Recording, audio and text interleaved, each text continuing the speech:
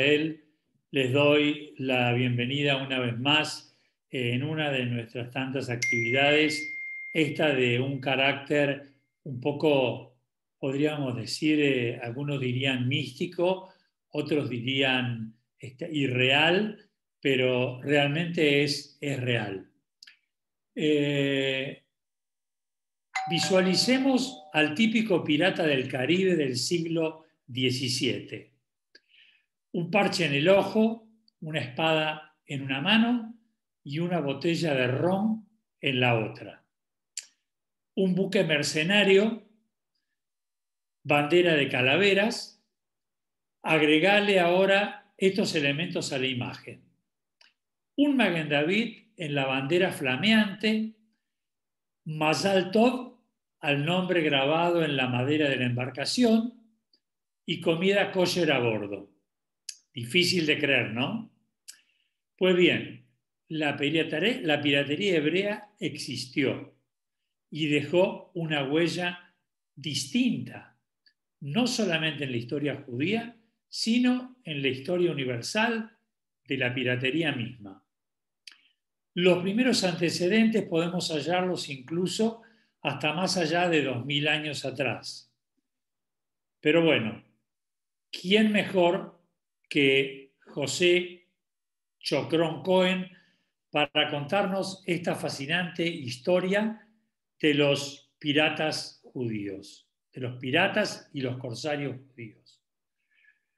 Nuestro amigo José Chocron Cohen, desde Venezuela, es licenciado en Derecho por la Universidad Complutense de Madrid, se graduó de abogado en Venezuela en la Universidad de Carabobo, escribió artículos de investigación e historia en la revista Maguen, editada por el Centro de Estudios Sefaradíes de Caracas, y ha colaborado con revistas académicas españolas como Poesía Hispánica. Es autor de 4 libros, entre ellos La identidad secreta de Francisco Miranda, publicado en Caracas en 2011 con el patrocinio del Centro de Estudios Sefaradíes de Caracas. Bueno, sin más ahora, le voy a pasar el micrófono al señor José Chocron Cohen. José, para todos nosotros, nuestro amigo, que nos va a deleitar con esta charla tan distinta a lo que venimos teniendo en los últimos días. José, si quieres abrir tu micrófono, por favor. ¿Me oyen? Perfecto. Fenomenal. Bueno, muchas gracias por tu presentación, amigo Simón. Y antes de comenzar a abordar este fascinante episodio de la historia de los piratas judíos, quiero decirles que me siento muy complacido y honrado de compartir con todos ustedes, estimados videoyentes, estos momentos y aprovechar al mismo tiempo para no solamente agradecer, sino expresar a mi amigo Simón pues mis más efusivas felicitaciones por la encomiable labor que está desarrollando en pro de la difusión de la cultura judía y universal a través de la entidad que representa. Bueno, ahora, en torno al tema que vamos a tratar, es conveniente saber que la historia de la piratería judía se desarrolla en torno a los protagonistas de origen sefardí, fundamentalmente. Ya veremos por qué. En principio, a manera de preámbulo, vamos a utilizar el término sefardí para referirnos a todos los descendientes de los judíos expulsados de la península ibérica a finales de la Edad Media, que en su diáspora formaron comunidades en diversos países de Europa, el Mediterráneo oriental y el norte de África. Puede considerarse ya que la diáspora sefardí empezó a finales del siglo XIV, fundamentalmente a partir de la oleada de asaltos a juderías y matanzas durante el año de 1391 en Sevilla y que se regó por toda la península ibérica. Luego, posteriormente, la expulsión de los judíos de Castilla y Aragón por los reyes católicos en 1492 también formó o culminó con toda esta serie de expulsiones y arrojando fuera de estos reinos de Aragón y Castilla a un contingente de cerca, según se estima, de 100.000 judíos, porque en la gran mayoría ya habían sido convertidos por conversión forzosa. Esos judíos fueron a asentarse en algunos lugares de Europa, Italia, el sur de Francia y Portugal, de una manera muy determinante, también en el reino de Marruecos y en las tierras del Mediterráneo oriental que pertenecían al extenso y pujante imperio turco otomano. A raíz del matrimonio del rey Manuel I de Portugal con la infanta Isabel de Castilla, hija de los reyes católicos, en 1496 se decretó la expulsión también de los judíos de Portugal, que al final no se ejecutó como tal expulsión, sino que se concretó en una masiva conversión forzosa o forzada en el año de 1497. Bueno, todos estos judíos que vivían en Portugal y que habían sido convertidos, muchos de ellos habían venido expulsados de España. Todos estos judíos convertidos mantuvieron a escondidas la práctica de la religión de sus mayores y cosa que fue bastante posible ya que en Portugal no había actuado la Inquisición hasta el año 1540. Y entonces estos judíos, estos conversos que mantuvieron a escondidas el judaísmo, y llamados criptojudíos, o despectivamente también marranos, fueron a su vez con posterioridad el germen de otras comunidades sefarditas en los Países Bajos, en Inglaterra, en Hamburgo, en ciudades italianas como Ferrara y Ancona, y en colonias portuguesas y holandesas de América.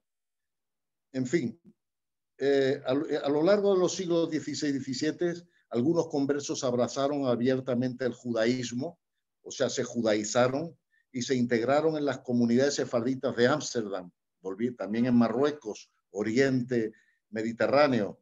En fin, que con frecuencia el proceso de migración y formación de las comunidades de la diáspora sefardí fue complejo y duró años o incluso generaciones.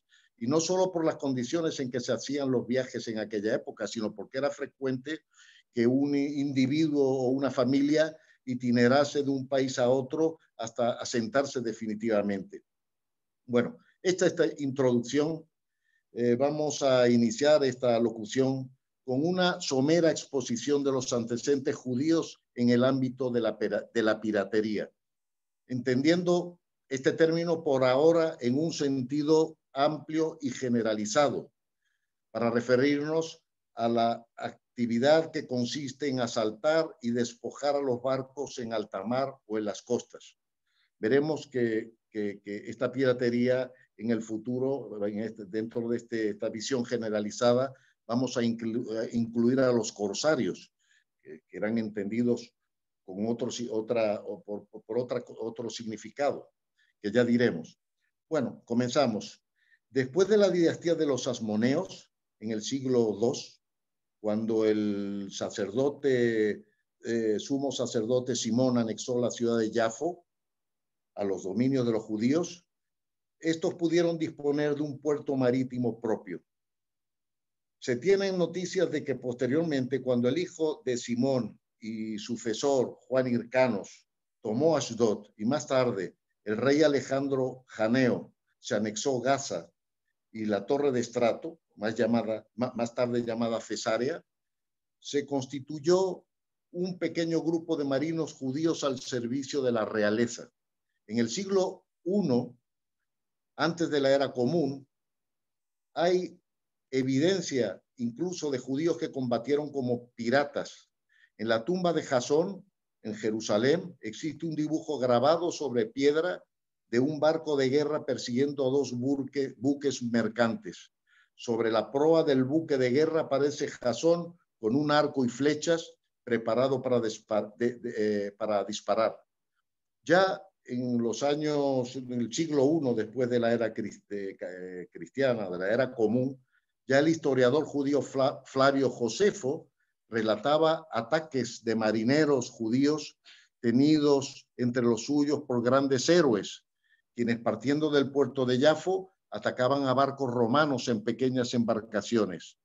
Flavio Josefo escribe en sus Antigüedades Judías que en el año 63, antes de la era común, dos líderes judíos, Hircano y Aristóbulo, llegaron a Damasco, donde cada uno de ellos defendió ante Pompeyo sus razones para ser nombrado rey de los judíos con preferencia de uno sobre el otro. Durante este debate, Hircanos acusaba a Aristóbulo de organizar actividades relacionadas con la piratería en el mar. En el siglo VI de la era común, cuando el mundo judío ya se desarrolla principalmente fuera de Palestina, es decir, en la diáspora, tenemos testimonios de sacerdotes cristianos que hablan de piratas judíos en la costa del norte del continente africano.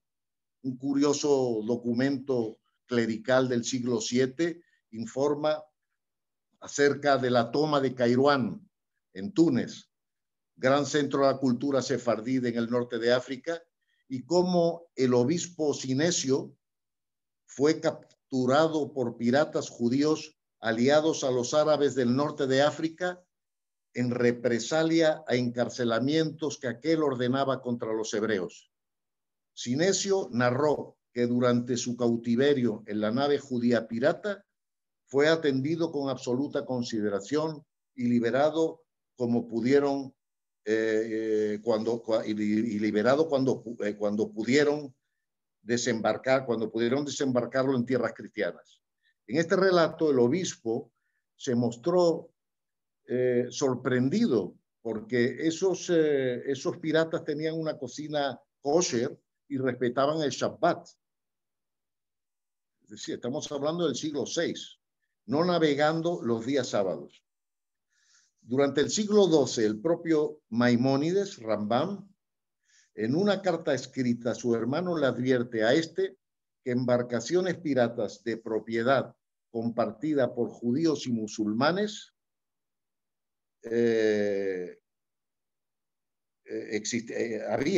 existían. Ahora bien, vamos a entrar en materia acerca del tema sefardí, y a este respecto habría que señalar que como ya habíamos dicho, como consecuencia de la huida de los judíos de la península ibérica a partir de 1391 y con posterioridad en 1492, todos los judíos se dispersaron, se dispersaron por varios países. De los exilados, algunos emigraron como navegantes, incluso lo hicieron las 3 naves de Cristóbal Colón a partir de su primer viaje en 1492. Hay quienes aseguran, como ustedes saben, porque es ya bien sabido por la historiografía vigente, que el propio Colón era también judío. Hubo quienes se establecieron en los reinos moros de Marruecos e incluso en Siria, otros en el sur de Francia o se dirigieron a Holanda y las ciudades hanseáticas del norte de Alemania.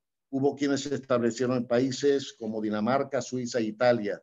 Un considerable número de sefardíes, eso sí, fueron recibidos con gran beneplácito por el sultán Bayaceto II en el Imperio Turco Otomano, el mayor imperio enemigo de las alianzas cristianas de Occidente.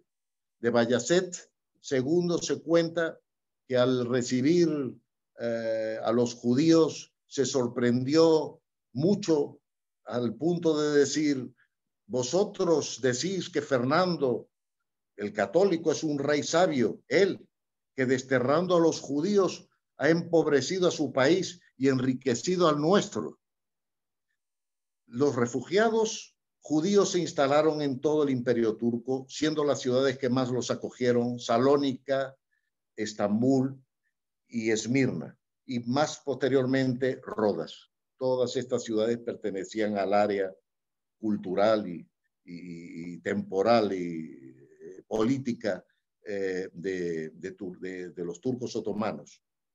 Bueno, muchos otros judíos permanecieron, como habíamos dicho antes, en España y Portugal bajo una supuesta apariencia cristiana, es decir, como criptojudíos o marranos, y posteriormente se trasladaron a algunas islas del Caribe, como Jamaica o a colonias españolas y portuguesas en América, tales como Perú, México, Brasil, entre otras. Realmente todas estas expulsiones de judíos acaecidas a finales del siglo XV en España y en Portugal, y toda la persecución inquisitorial contra los marranos incitaba ciertamente a la venganza por parte de las víctimas, y ello quizá puede explicar, y de hecho bien pensamos a buen seguro que así fue, la adhesión a partir del siglo XVI y siguientes de algunos judíos a la piratería, a la piratería o a las actividades de corsarios, no solo al servicio de las potencias enemigas europeas, tales como Inglaterra y Holanda, sino también al servicio de los turcos otomanos. La piratería se extendía por el Mediterráneo, por América y el Caribe, por el África Occidental y también por el Océano Índico. Llegados los siglos XVI y XVII, hubo un fuerte incremento de la presencia de piratas y corsarios judíos, tales como Simón Fernández, Samuel Palachi, Moisés Cohen Enríquez, Jacob Mashiach, Jacob Curiel, y más específicamente en las aguas del Mediterráneo, Pacífico e Índico, Sinan Reis, corsario judío sefardí oriundo de Esmirna, en Turquía. Otros muchos se pierden en el anonimato por ser criptojudíos o conversos que habían adoptado nombres castellanos cuando escaparon de la Inquisición española. En el siglo XIX destacan dos de los últimos piratas de ascendencia judía.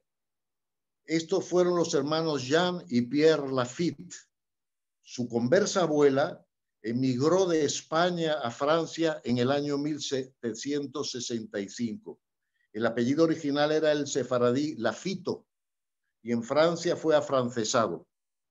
Comenzaremos por la denominada Puerta Sublime, es decir, el poderoso imperio turco otomano, y en este caso se impone hablar del corsario Sinan Reis, corsario judío nacido en Esmirna, como dijimos, quien alcanzó el rango de capitán pasha o almirante de la flota turca entre los años de 1550 y 1553.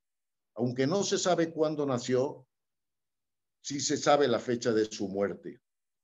Hijo de una de las familias de judíos expulsados de la península ibérica, y concretamente de una familia de sefardíes asentados en la ciudad de Esmirna, se dedicó al mundo de la piratería otomana de entonces. Controlaban las aguas y los puertos de la costa mediterránea de África, desde la península de Anatolia e Israel en Asia Menor hasta el Magreb, con gran asentamiento en la isla de Yerba, en Túnez, y en el Océano Atlántico, la República Pirata de Salé, frente a Rabat, hoy Marruecos.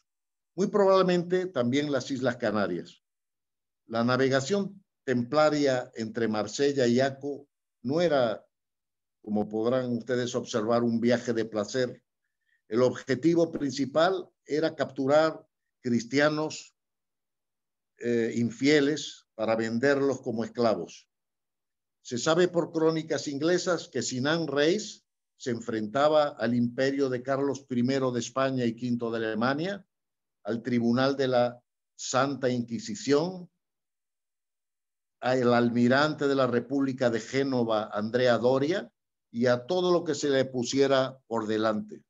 No sin sorna era llamado también el gran judío, término grandilocuente que empleado por el gobernador de la India portuguesa, quien creía muy ingenuamente que se le había enviado Suleimán el Magnífico para ayudar a mantener sus posesiones en el reino de Calcuta.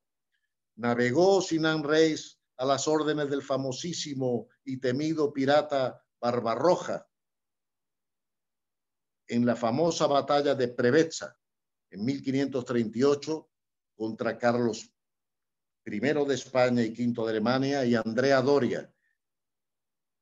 Aliado con el corsario Barbarroja, Sinan Reis llegó a ser su segundo al mando y se destacó en combates navales contra los enemigos del Imperio Otomano, entre los cuales cabe, como dijimos, destacar la batalla de Preveza contra la flota combinada de la Liga Santa, constituida por los estados pontificios, España, el Sacro Imperio Romano Germánico, la República de Venecia y la Orden de Malta al mando de Andrea Doria. Esta victoria aseguró el dominio turco sobre el Mediterráneo hasta la batalla de Lepanto en 1571, en la que perdieron y donde precisamente participó el llamado Manco de Lepanto, Miguel de Cervantes Saavedra, donde perdió uno de su brazo izquierdo. Barbarroja, como su nombre indica, su apodo indica, era pelirrojo,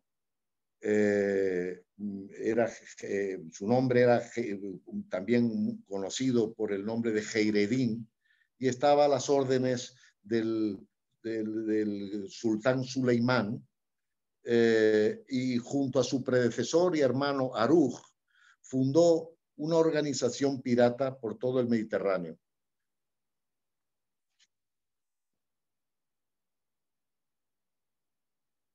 No solamente capturó Gibraltar, en Preveza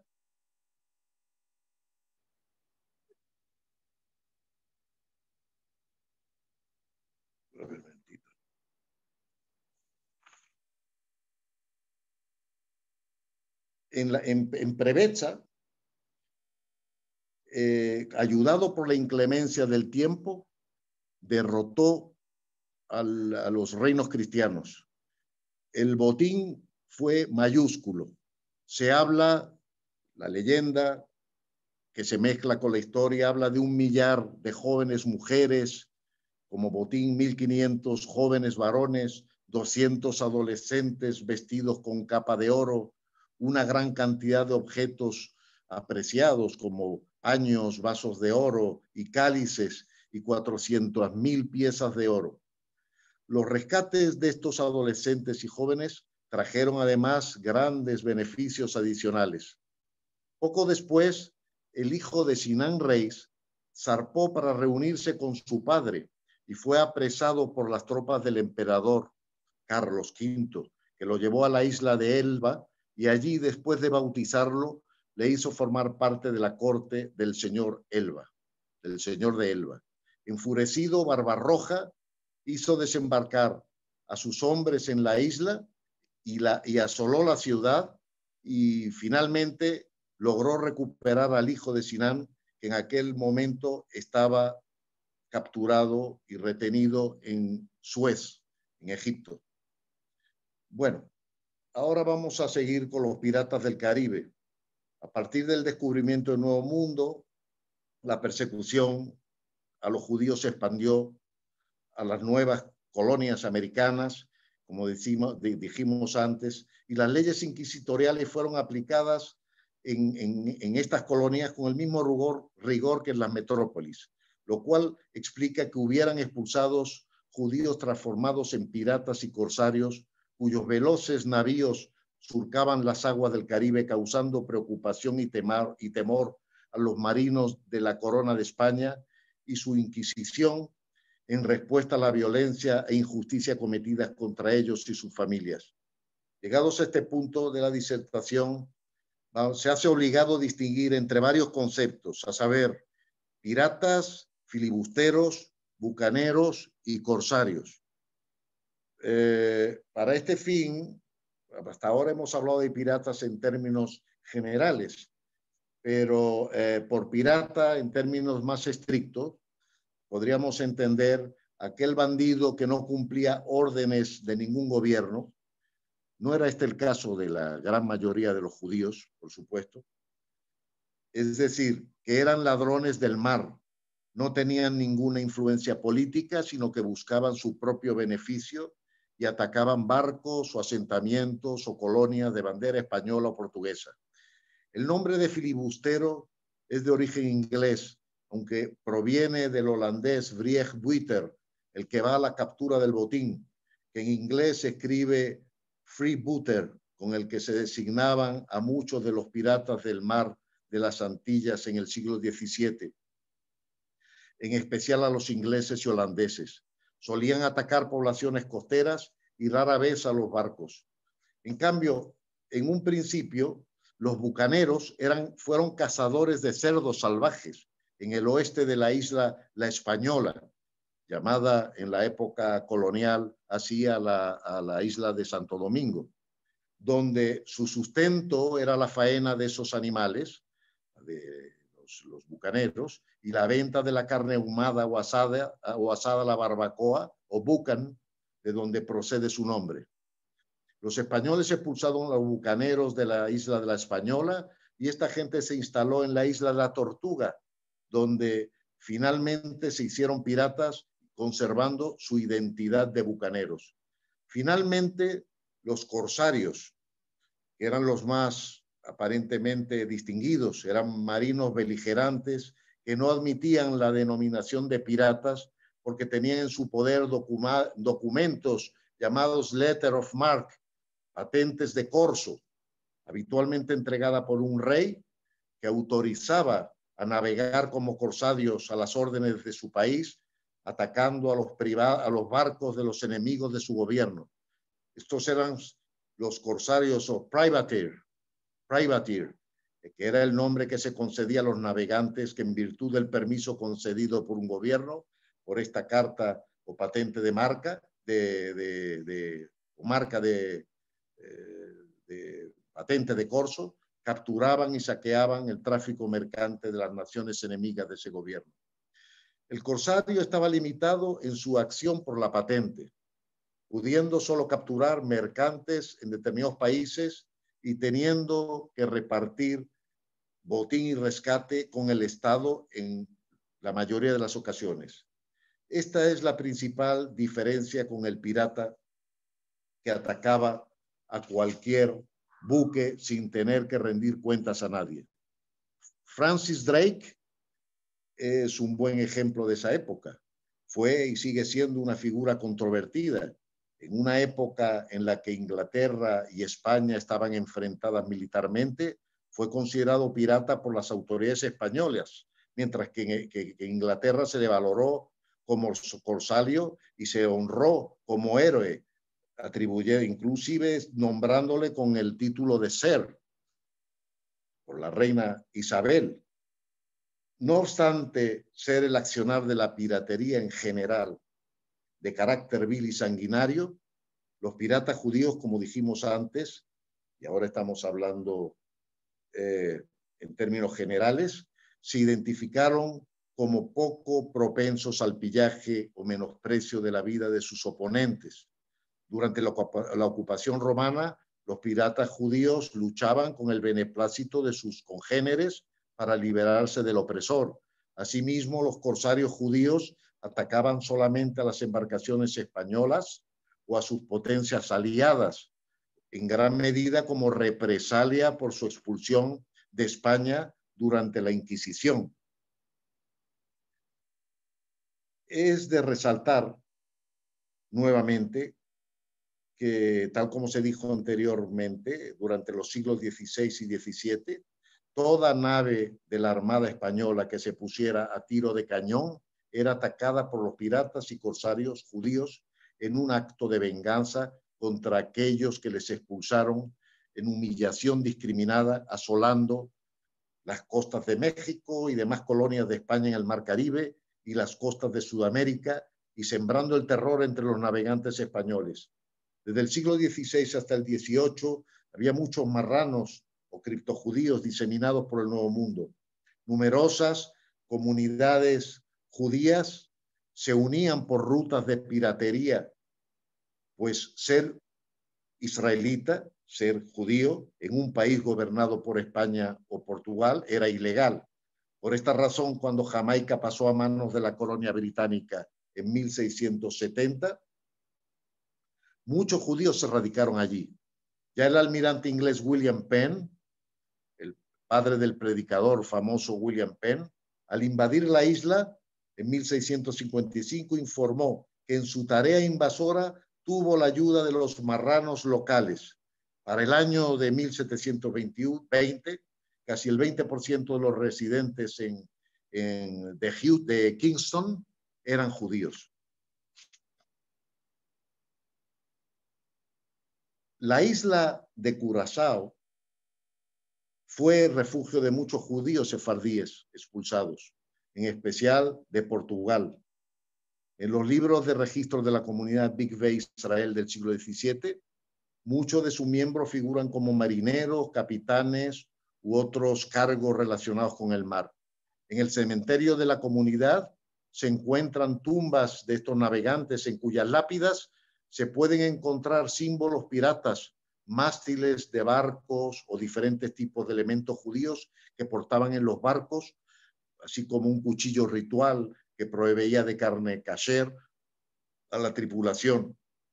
Sin duda, las peleas entre los mismos piratas judíos también existieron. No en vano, en el año 1753, el rabino de la comunidad de Curazao, Yoshua de Córdoba, incluyó en uno de sus discursos a la comunidad sugerencias para evitar ataques piratas de un barco judío a otro, o solidaridad entre ellos ante el ataque de un barco español. Edward Chrysler, periodista que estuvo afincado en Jamaica, en su famoso libro Piratas Judíos del Caribe, un libro que es un clásico y que recomiendo, nos deja la idea fundamental de que pese a que las versiones sobre el mundo pirata en el Caribe están muy ficcionadas, ciertamente fueron aquellos piratas un pequeño grupo de mercaderes y aventureros y fueron pioneros del comercio pirata en Jamaica. Fueron los mismos quienes al mismo tiempo ayudaron a crear un brote de libertad religiosa, según él afirma en su libro. Estos fueron quienes hicieron de Jamaica un lugar seguro y de refugio para los comerciantes frente a la persecución de la institución española, y a la vez fue un centro de comercio pirata o centro de bucanería, es decir, el corazón del contrabando que atrajo a los traficantes de productos de la piratería comúnmente denominado bucaneros. La mayor parte de tales piratas y corsarios se mostraban orgullosos de su origen e identidad, y existen documentaciones fidedignas que daban a sus naves nombres tales como Jerusalén, Samuel el profeta, la reina Esther, el escudo de Abraham y estrella de David. Es sumamente difícil conocer con exactitud la cantidad de piratas judíos o corsarios que surcaron las aguas del Caribe, pero es cierto que, tal como lo afirma Moshe Weinroch, los viejos cementerios de sus islas están prácticamente sembrados de sepulturas con escrituras hebreas y símbolos de piratería, tal como sucede en la lápida que hay sobre la tumba de Jacob Mashiach y de su esposa, Débora, en el cementerio judío de Bridgetown, en Barbados. En su tumba y la de su esposa aparece, entre otros símbolos, la típica calavera con las tibias cruzadas. Especial atención merecen también la vieja zona de juderías de Curazao y sobre todo la isla de Jamaica, donde todavía en antiguos cementerios judíos es posible ver tumbas abandonadas, casi totalmente derruidas, pero que aún conservan grabados sobre las lápidas los nombres de los difuntos en caracteres hebreos, acompañados a veces por estrella de David, junto a los mismos símbolos piratas de las tibias y las calaveras. Vamos a comenzar individualizando a todos estos piratas, o algunos de ellos. Comenzaremos con un pirata del siglo XVI que ya aparece registrado como el primero de los piratas sefardíes que actuó además en ocasiones como corsario. Se trata del capitán Simón Fernández, quien era un fugitivo de la Inquisición. No sabemos cuándo nació, pero sí que provenía de las islas portuguesas de las Azores y que allá por el año de 1571 estaba trabajando con el pirata galés John Callis, quien fue ahorcado en Newport en el año de 1576. Debido a que tanto Fernández como Callis solían atacar principalmente barcos franceses y españoles, el gobierno británico les permitió a ambos operar desde los puertos británicos. Incluso cuando fue encarcelado por el delito de piratería, era tal su poderoso círculo de amistades que pronto pudo contar con personas influyentes para sacarlo de la cárcel. Desde 1579 a 1583 se embarcó con varias personas allegadas al célebre y corsario inglés Sir Walter Raleigh, llegando a convertirse en el capitán piloto del propio Sir Walter Raleigh. En estos viajes, Fernández viajó a las Indias Occidentales, la costa noroeste de América del Norte y a las Molucas, islas del Océano Pacífico ricas en especias. De entre los judíos de corsarios en Sudamérica, el periodista y escritor Edward Chrysler, anteriormente mencionado, destaca a los que en cualquier día atacaban a los barcos provenientes de las costas de Chile, menos en el día de Shabbat. El alimento que en sus naves era kosher y se comunicaban en carta en el idioma hebreo.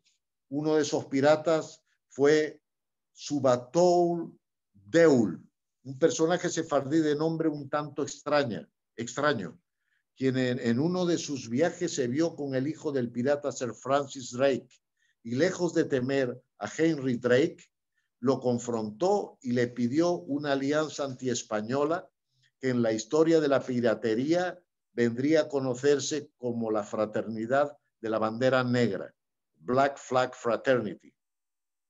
Parece ser que según referencias documentales encontradas en el Museo Judío de Maryland, era sabido que este capitán pirata, Subatol Deul, del siglo XVII, era descendiente de sefardíes expulsados de España y Portugal por los reyes católicos y cuya más temprana historia nos es desconocida. Fue hijo de un prominente médico, se sabe, explorador del Nuevo Mundo, un tal Sudel Deul, de quien se decía que había introducido la papa o patata, según como quieran llamarlo, el famoso tubérculo originariamente americano, como ustedes saben, el primero que lo introdujo en el continente europeo. Desde el fin del siglo XVI, Subatol Deul se dedicó a la provechosa carrera de capturar barcos españoles, a menudo cargados de oro y productos preciosos que zarpaban del Nuevo Mundo. Y bueno, y también formó parte, juntamente con el que habíamos dicho, aquí permítanme que aquí, sí, que quería añadir que una anotación que tenía adicional, quería añadir, porque me parece muy curioso y simpático, que cuando Deúl dice que la hermandad de la bandera negra se mantuvo activa cerca de la costa chilena hasta 1640, cuando fue derrotada por las naves españolas. Este tal Deúl huyó a una población de indígenas y se casó con la hija del jefe nativo, sucediéndole en la jefatura. Desde su posición jerárquica, Deúl tuvo ocasión de supervisar la minería de mucho oro chileno, y tanto él como su tribu prosperaron grandemente por el resto de su vida. Se dice que Deúl y sus piratas enterraron alrededor de 2.700 kilos de oro robado a los españoles y aún mucho más de plata en las proximidades del puerto de Guayacán, en las costas de Chile. El tesoro no ha sido nunca encontrado, pero documentos escritos parcialmente en hebreo por el mismo Subatol Deúl han sido descubiertos y hay investigaciones que se han realizado al respecto. Esta era la anotación que quería añadir. Bueno, en su divulgado artículo Los piratas judíos de Jamaica, Moshe Weinroch destaca otra destacada figura, otra notable figura, la del pirata del siglo XVII, Jacob Coriel o Curiel, nacido de una familia judía que se convirtió al cristianismo bajo la presión de la Inquisición cuando aún era un niño. En su juventud sirvió como capitán de la flota naval española hasta que fue capturado por la Inquisición. Fue liberado más tarde por sus propios marineros, la mayoría de los cuales eran criptojudíos. Animado por sus deseos de retaliación, Jacob Curiel se dedicó a la piratería, llegando a poseer hasta 3 barcos piratas bajo su mando. Poco se sabe acerca de lo que sucedió más tarde. Algunos creen que con el tiempo hizo su camino a la Tierra Santa, donde estudió Kabbalah en la ciudad de Tzfat, como alumno del sabio cabalista y rabino Isaac Luria, Arizal, y murió en serena anciandad, siendo enterrado junto a su venerable maestro. Atención merece otro fascinante personaje del siglo XVI, encarnado en la figura de David Abravanel o Abarbanel. Este era proveniente de una muy ilustre familia de sabios a la que perteneció nada menos que don Isaac Abravanel, uno de los financistas de la expedición de Cristóbal Colón a América. Este hombre, Abravanel, logra zafarse de la persecución inquisitorial y llega a las Antillas convertido en un temido corsario a favor de los ingleses. Abravanel asoló las costas sudamericanas bajo el seudónimo de Capitán Davis, comandando una flamante nave llamada The Jerusalem. Parece ser que se abstenía de, como tantos otros corsarios y piratas judíos, de atacar naves en Shabbat. Los alimentos en su embarcación también eran rigurosamente kosher y la bitácora de viaje de sus naves estaba escrita en caracteres hebreos, como tantos otros. El capitán David, uno de cuyos compañeros fue el pirata Subatol Deúl, al que mencionamos anteriormente, fue quien, según afirma Weinroch, trabó relación juntamente con Subatol Deúl, con el hijo del corsario Sir Francis Drake, para constituir la alianza famosa antiespañola conocida como la Fraternidad de la Bandera Roja. Otro corsario de ilustre ascendencia, Samuel Palache, originario de una reputada familia de la España musulmana, especialmente digno de destacar. Judío descendiente de rabinos, nacido en Fez, Marruecos, durante la segunda mitad del siglo XVI. En 1591 fue destinado a España como embajador por el sultán de Marruecos, Moulay Zaidan Abu Mali. Y entre los años de 1605 y 1608, fíjense qué curiosidad, ¿no? Vivió en Madrid como embajador de Marruecos, ostentando su condición de judío libremente, en una época en la que la Inquisición española buscaba por todos los medios juzgar a toda persona sospechosa de ser judía. Es un personaje fascinante. Rico comerciante, Samuel Palache obtuvo del sultán de Marruecos el monopolio del comercio con Holanda y en 1608 fue designado por este como agente representante del sultán en la capital de Holanda, en La Haya.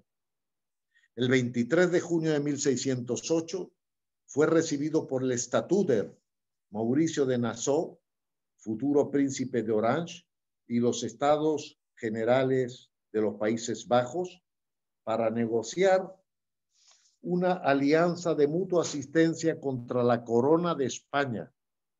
Cuando el rey de España, Felipe III, se negó a devolver al sultán Moulay Zaidan unos valiosos manuscritos a cambio de la liberación de unos prisioneros, el sultán marroquí firmó un acuerdo con Holanda contra España. Y en 1610 las dos naciones firmaron un tratado reconociendo el libre comercio entre Países Bajos y Marruecos, que permitió al sultán comprar barcos, armas y municiones de los holandeses. Sin embargo, como Holanda no podía enfrentarse directamente a España, debido a la tregua de los 12 años, pactada un año antes, en 1609, la solución consistió finalmente en un apoyo bajo la mesa entre Holanda y Marruecos, mediante la cual se entregaba al embajador marroquí Samuel Palache una nave de guerra con una dotación de marineros holandeses y un documento firmado conjuntamente por Holanda y Marruecos encomendándole que se apoderase de todas las naves españolas y de piratas que encontraban en el camino a los Países Bajos. Algunas investigaciones parecieron evidenciar que Palache actuó como un doble agente que pasaba informaciones clasificadas a España en torno a las relaciones Holanda-Marruecos y al mismo tiempo era informante de Marruecos y Holanda en torno a las actividades españolas. Y se dice que el simple rumor acerca de dicha ambigüedad fue la causa de que el sultán le retirara sus favores. Sin embargo, Samuel Palache continuó sus actividades como comerciante y su amistad personal con el príncipe Mauricio de Nassau, lo cual le valió una patente de corso que le permitió seguir dedicándose durante varios años a las actividades de corsario bajo la bandera holandesa y reclutando marranos para su tripulación y vendiendo el botín obtenido a lo largo y ancho de las costas marroquíes. En 1614 capturó un barco portugués e impedido de llevar su botín a las costas de Marruecos a causa de un fuerte temporal, obligado a fondear en un puerto inglés, donde a instancias del embajador español fue arrestado y encarcelado. El príncipe, bueno, allí fue que el príncipe Mauricio de Nassau acudió en su ayuda y eventualmente logró traerlo de vuelta a Holanda. Sin embargo, ya Palache había perdido toda su fortuna y poco después cayó enfermo. El 4 de febrero de 1616 falleció en La Haya y fue enterrado en el cementerio judío sefardita Bet Haim de Ouderkerk, Oan de Amstel, cerca de Ámsterdam. Otro de los más notables sefardíes del siglo XVII es el portugués Moisés Cohen Enríquez, corsario al servicio de Holanda y acreditado por la captura en La Habana de una flota platera bastante importante en 1628. Su hermano, Abraham Cohen, traficante de armas, utilizaba su poder económico para ayudar a conseguir lugares de protección para otros judíos en desgracia. Moisés Cohen Enríquez se alió en 1628 con el pirata holandés Piet Hein, quien fue además almirante de la Compañía Holandesa de las Indias Occidentales y había servido como esclavo durante 4 años en la galera de un galeón español. Ambos, con Enríquez y Piet Hein, solían atacar barcos españoles fuera de la bahía de Matanzas, que procedentes de Cuba se dirigían a Cádiz, España, cargados de oro y plata, apropiándose de sus tesoros. Más tarde, durante el dominio holandés, Cohen Enríquez encabezó un contingente de judíos hacia las costas de Brasil, donde él mismo se estableció en una isla de su propiedad. Cuando Brasil fue tomado por los portugueses en 1654, Moisés Cohen Enríquez huyó de América del Sur y terminó convirtiéndose nada menos que en asesor de Henry Morgan, el pirata más conocido de todos los tiempos. A manera de conclusión, se hace imperativo mencionar a 2 hermanos de origen sefardí, quienes actuaron al servicio de la corona de Francia y encabezan la lista de piratas y corsarios más famosos de finales del siglo XVIII y principios del XIX. Se trata de Pierre y Jean Lafitte, a quienes anteriormente mencionamos. El menor y más conocido de ambos, Jean Lafitte, fue inmortalizado, como ustedes saben, por la famosa película de Cecil DeMille en la película El Bucanero. Incluso fue una figura contemporánea a Lafitte, como fue el célebre poeta Lord Byron, le homenajea en sus propios versos. La escritora Isabel Allende, en su libro El Zorro, incluye a Lafitte como un personaje clave de la trama, al igual que en su libro publicado en 2009, titulado La isla bajo el mar. Si bien es muy nombrado como figura histórica y folclórica, tanto los orígenes como la muerte de Jean Lafitte son poco conocidas y constituyen pábulo de especulaciones. Parte de la información que se tiene de este proviene del presunto diario autobiográfico que se le atribuye. La versión más extendida es la que le tiene como nacido en Bayona, Francia, de padre francés, madre sefardí, cuya familia llegó a Francia huyendo de la Inquisición.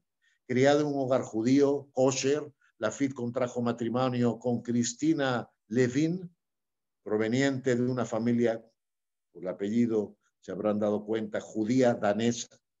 Los Lafitte establecieron su ideal reino de Barataria en las ciénagas cercanas a New Orleans, después de la compra de Luisiana por parte de los Estados Unidos a Francia en 1803.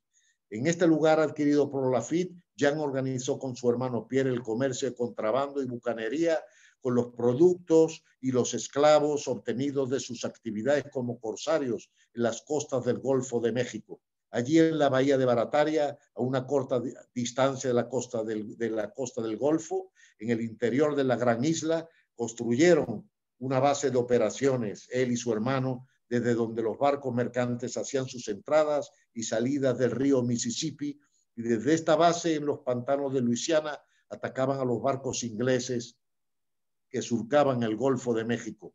Por otra parte, a Jean Lafitte se le acredita, junto con su tripulación de 1,000 hombres, una decisiva intervención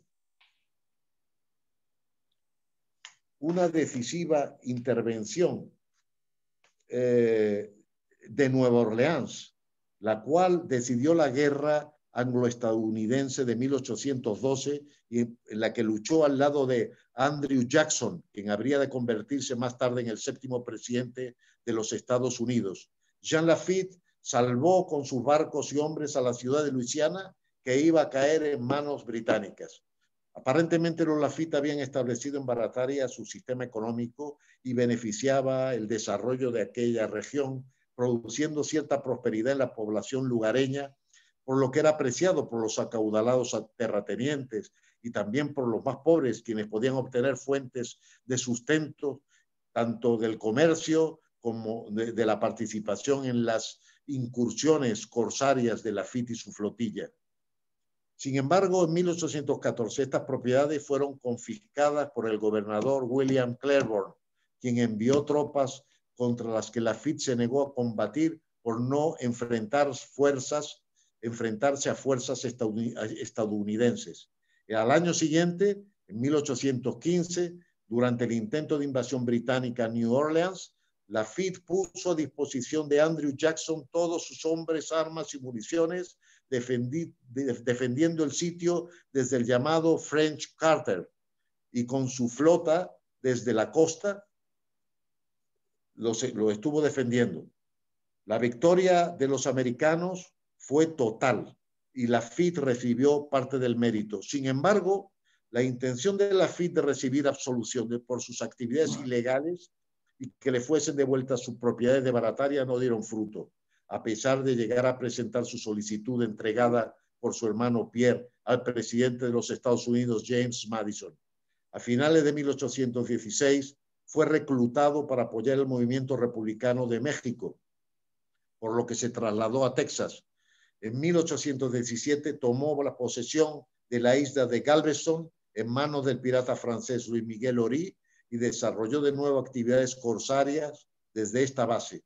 Nuevamente perseguido por el gobierno de Estados Unidos, en 1820 a causa del ataque por parte de uno de sus capitanes del barco mercante Alabama, Lafitte tuvo de trasladarse a New Orleans para clamar por su inocencia, alegando un malentendido y solicitando la libertad de los tripulantes del barco captor del mercante, los cuales habían sido arrestados. Con esto voy a terminar. De regreso a Galveston, abandonó Texas sin oponer resistencia. Quemó su propiedad y supuestamente se llevó a bordo de su buque insignia una inmensa cantidad de riquezas. Su buque insignia, The Pride.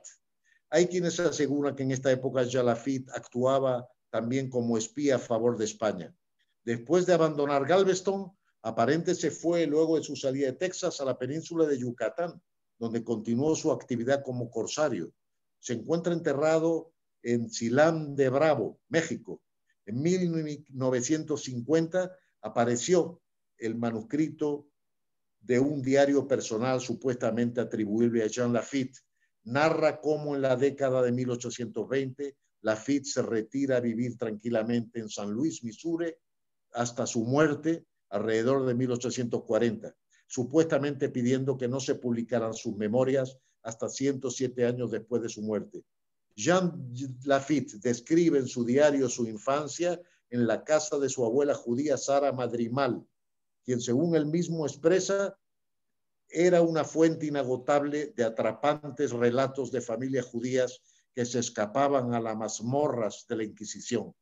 El manuscrito original del diario fue adquirido en los años de 1970 por el gobernador de Texas, Daniel Price, y se encuentra en el Sam Houston Regional Library y en el Research Center en Liberty, Texas. Si se comprobase su autenticidad, desde luego el diario demostraría, entre otras cosas, que Lafitte era judío y sus patentes de corso, a las que él hacía tan a menudo referencia, fueron auténticas y, por tanto, su actividad no hubiera sido considerado mera piratería. Y aquí termino porque veo que se ha alargado, a pesar de, lamento mucho, yo sé que a pesar del tema, de que el tema es muy, muy agradable, el contenido ha sido bastante denso y no he podido condensar más el contenido. José, muchas gracias y realmente fue muy interesante, son muchos datos que, bueno, nos cuesta también asimilar, pero ya los iremos desarrollando más adelante y tengo algunas preguntas para hacerte, ¿puede ser? Bueno, sí, las puedo responder con mucho gusto, encantadísimo. Tú sabes que hay un cementerio que se llama Mikve Israel, ¿verdad? Sí, bueno, él parece que ser en Ámsterdam, ¿verdad? Ámsterdam. Sí, creo que sí. Sí, Pero es Samuel un cementerio Palace. que tiene algo distinto a los demás cementerios. Pues no lo sé, pero me creo alguna vez leí, creo recordar que este señor Samuel Palache, el corsario Samuel Palache, que estaba en constante contacto con el estatuder Mauricio de Orange, fundó y tenía un estrecho contacto con la comunidad sefardita de marranos que existía en Ámsterdam. Era una comunidad de que irradiaba en aquel momento una gran cultura. Él fundó allí una de las sinagogas. Creo que su nombre era Mikveh Israel, si no recuerdo mal.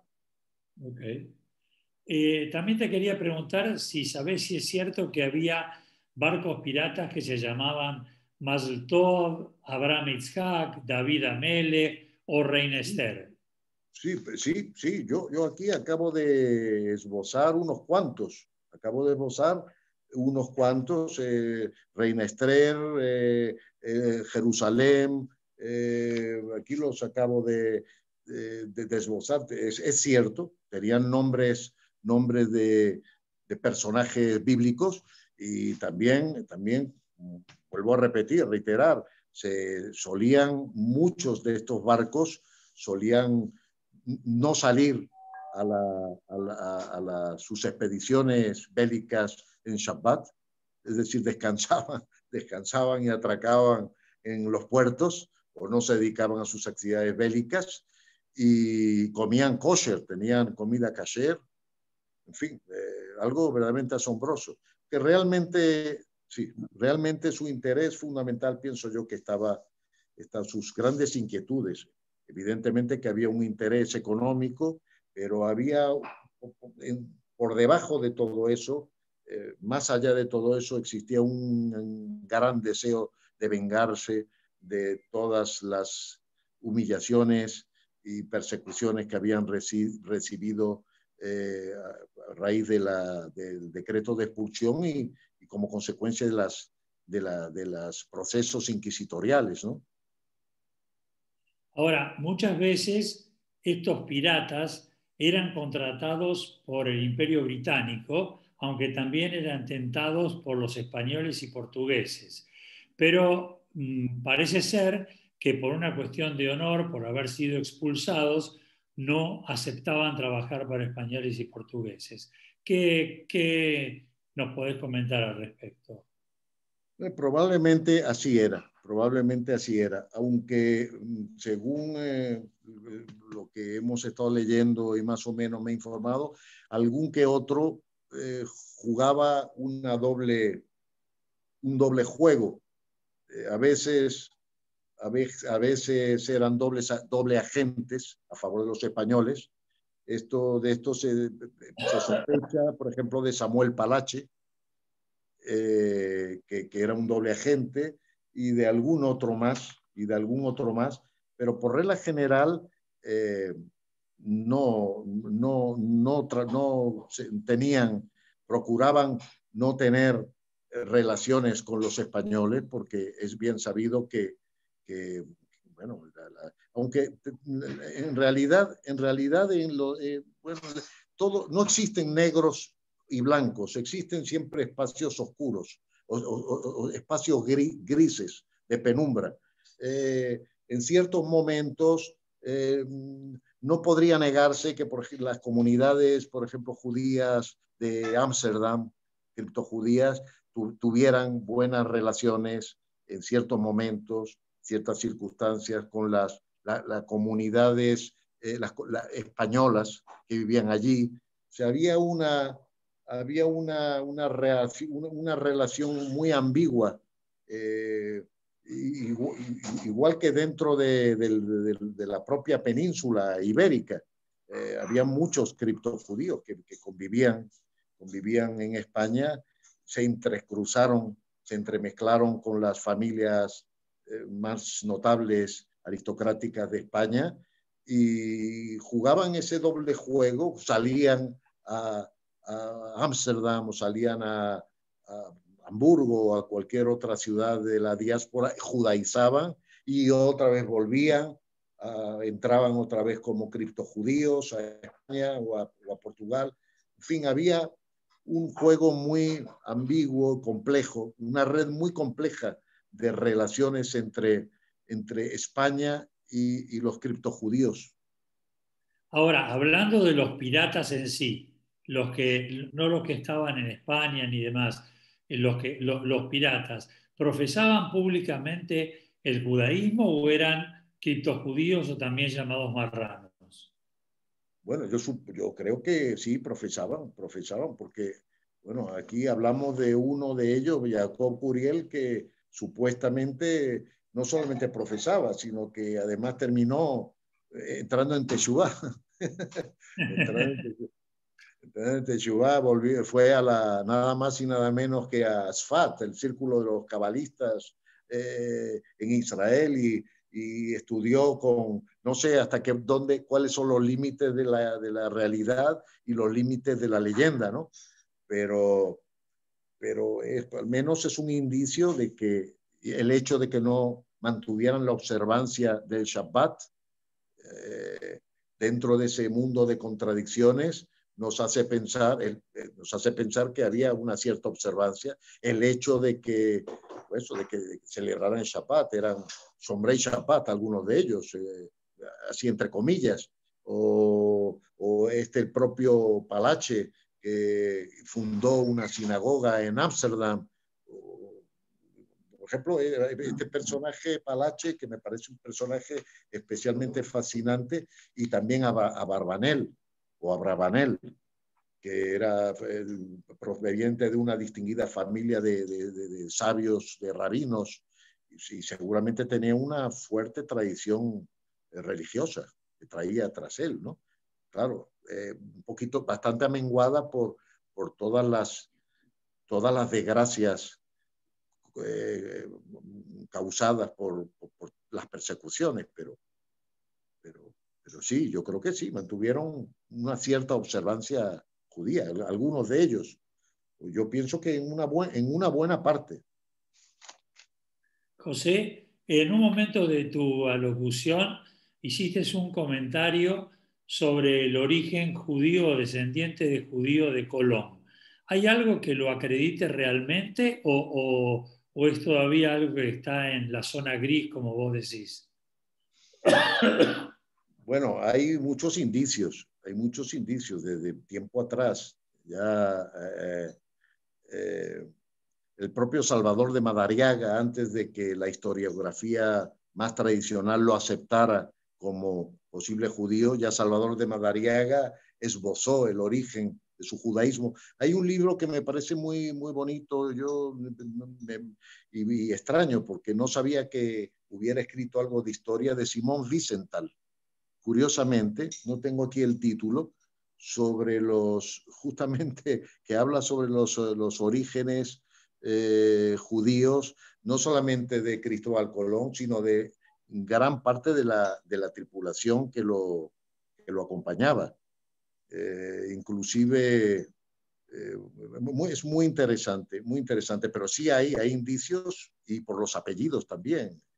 La Torre, el famoso vigía, bueno, hay el médico, el traductor, no me acuerdo ahora, no específicamente de los nombres, pero sí hay indicios que lo confirman, y de hecho esta tesis se ha ido extendiendo más y más y divulgando más y más, la tesis del origen judío de Cristóbal Colón y dio la casualidad además de que Cristóbal Colón, ellos entraron en el puerto de Palos, se embarcaron en los 3 navíos, las 3 calaveras, perdón, las 3 carabelas, en el puerto de Palos, en Huelva.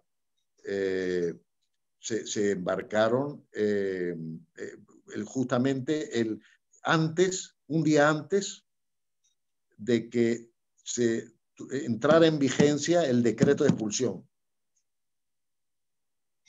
Y luego hay cantidad de desarrollos, de acontecimientos y que testimonian la posibilidad. la muy fuerte posibilidad de que sean indicios de que sean de origen judío, Cristóbal Colón y gran parte de su tripulación. José, ¿hay algún motivo por el cual gran parte de las sinagogas del Caribe tienen el piso de arena, por ejemplo la de Curazao? Bueno, la verdad es que yo sé que existe una causa. Sé que existe una causa. Si alguien me lo pudiera decir, sé que existe una causa, pero no la recuerdo. Alguna vez la escuché, pero sé que hay una razón.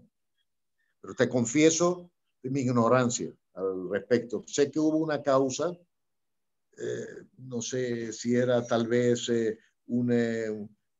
pisar arena como símbolo de una nostalgia por salir a la tierra prometida, tierra de costa, pero no conozco exactamente la causa.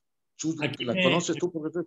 Sí, no, ¿Alguien yo la no la sabe? conozco, pero aquí acaban de decírmela y dicen que es para evitar que el sonido de los rezos saliera y se quedara dentro de la sinagoga.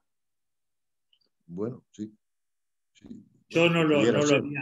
no lo había escuchado tampoco. No lo había escuchado. Sí. Una Yo última. pensé que yo había escuchado algo así como que la arena, que no es suelo propiamente, es una sustancia temporal, natural. De alguna forma lo que simbolizaba era la voluntad de los feligreses de que aquel fuera un lugar temporal y que fuera inicio para navegar, salir a la tierra prometida o algo así. José, Pero quiero bueno. hacerte últimas dos preguntas para poder terminar esta nota. Una, quisiera preguntarte por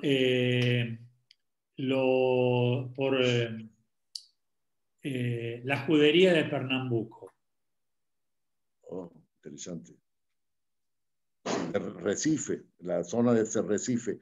Bueno, una judería muy interesante porque cuando creo que en el siglo XVII, los, los, los portugueses, o sea, la compañía holandesa de Indias tomó las costas de Pernambuco y expulsó a los portugueses que poseían Brasil, la zona del territorio brasileño, durante un tiempo. Entonces, durante un tiempo Pernambuco fue holandesa y allí se desarrolló un movimiento comunitario judío muy cuando volvieron los portugueses de nuevo años después y retomaron la posesión de Pernambuco, todos estos judíos sefardíes que habían llegado a Pernambuco a través de como consecuencia de esta toma de la compañía holandesa, pero habían venido de Holanda, por supuesto, eran sefardíes expulsados que se fueron a Holanda y de allí fueron a Pernambuco. Cuando retomaron Portugal retomó Pernambuco, todos estos judíos se fueron, muchos de ellos fueron a las islas de las Antillas, las islas del Caribe, a Curazao, fundamentalmente, y a otras islas del Caribe, y otros se dice que fueron a lo que antiguamente, en aquellos tiempos, en el siglo XVII, era New Amsterdam, hoy Nueva York. Y fueron de hecho, los primeros sefardíes, los primeros pobladores judíos en Estados Unidos eran sefardíes de origen sefardí, eran judíos de origen sefardíes.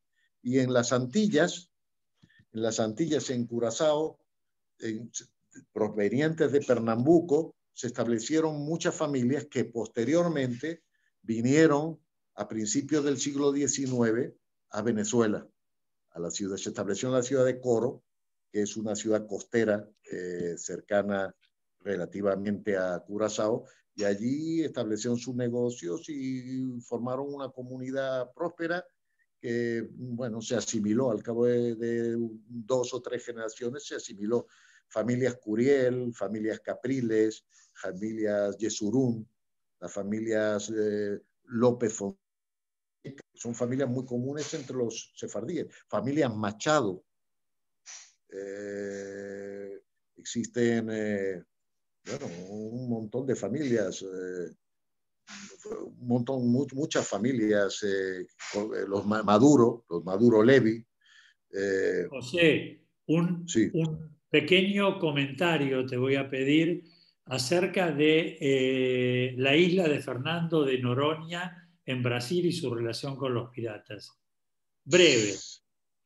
Es porque queremos tener un En mejor Brasil, pantallazo y sacarte el jugo, como oye, decimos acá bueno, en Argentina.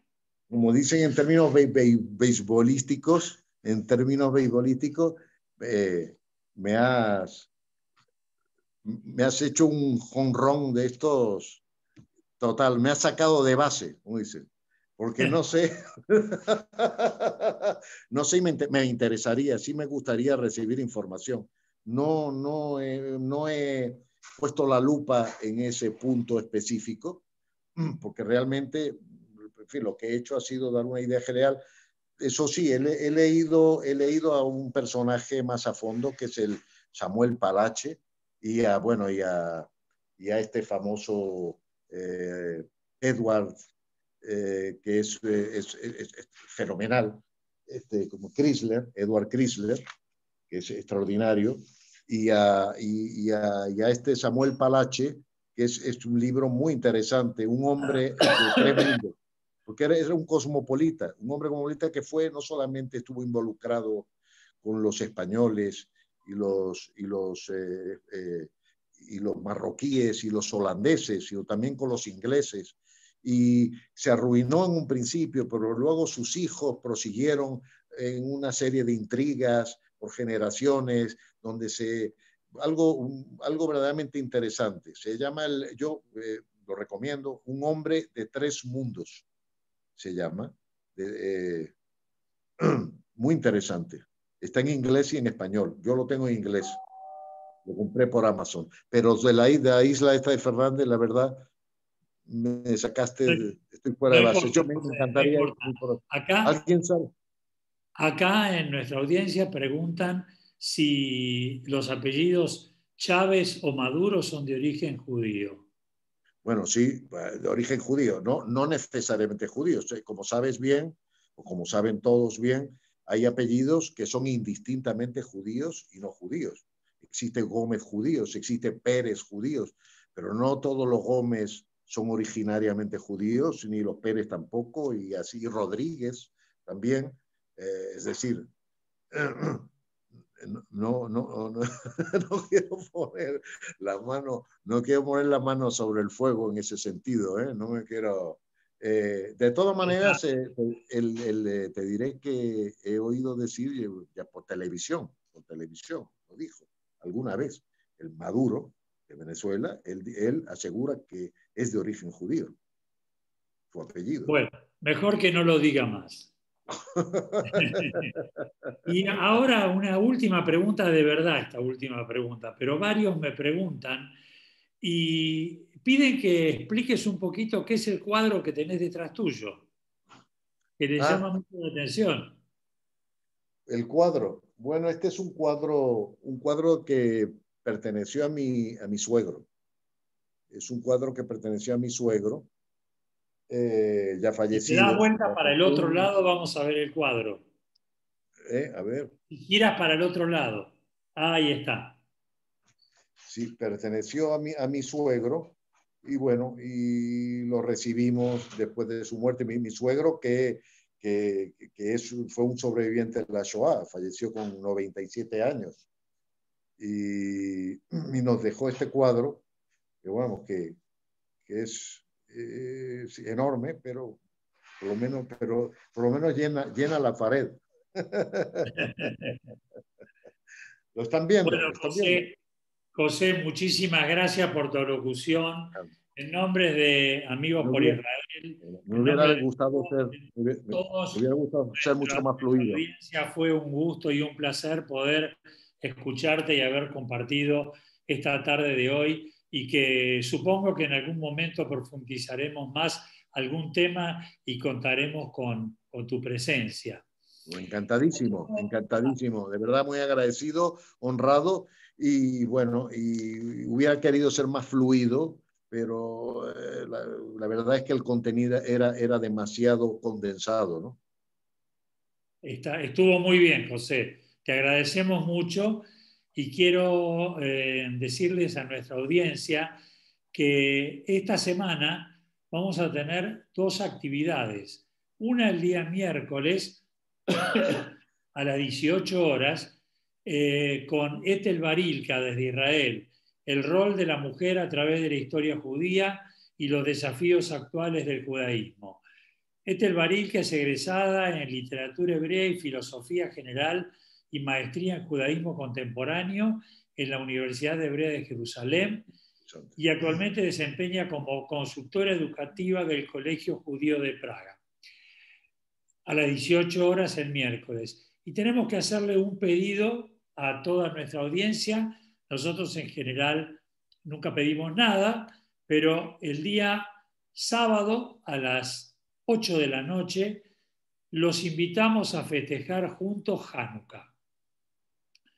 Y lo único que le vamos a pedir es que cada uno tenga en su casa una vela y la vamos a prender todos juntos, y va a haber 9 disertantes que estuvieron este año con nosotros que van a prender una vela, van a decir un pequeño mensaje hacia todos nosotros, y vamos a terminar, como siempre lo hacemos, cantando, porque el pueblo judío siempre tiene por qué cantar.